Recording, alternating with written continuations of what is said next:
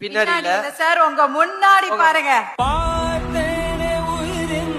டக்குனு நான் கலா மாஸ்டர் நினைச்சிட்டேன். நயன்தாரா மேம்க்கு அந்த கெட்டப் கொடுத்த மாதிரி இருக்காங்களா?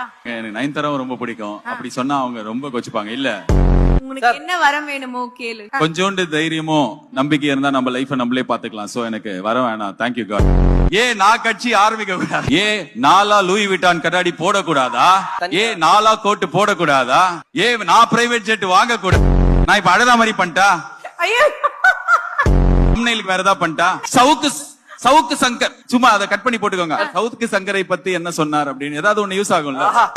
ஆர்ஜே, கமெண்ட்ரி, ஆக்டிங், டைரக்ஷன் இது எதுவுமே எனக்கு போகும்போது தெரியாது. பண்ணும்போது கத்துக்கலாம் அப்படின்னு சொல்லிட்டு தான் இப்போ சூர்யா சார் வச்சு டைரக்ட் பண்ற அளவுக்கு வந்து ஆப்பர்ச்சுனிட்டிஸ் வருது. அப்படின்னா ஃபர்ஸ்ட் ஐடி வேலையில இருக்கிறவங்க, ஃபர்ஸ்ட் வேலைக்கு போறவங்க, ஒரு வீட்டுக்குள்ள ஏசி, ஃப்ரிட்ஜ், டிவி எல்லாம் இருந்தா உள்ள போலாம். நான் வந்து ஒண்ணு முதல்ல ஃப்ரிட்ஜ் வாங்கலாம், முதல்ல டிவி வாங்கலாம், முதல்ல ஒரு பெட் வாங்கலாம், அப்படி ஒண்ணு சேர்த்துது.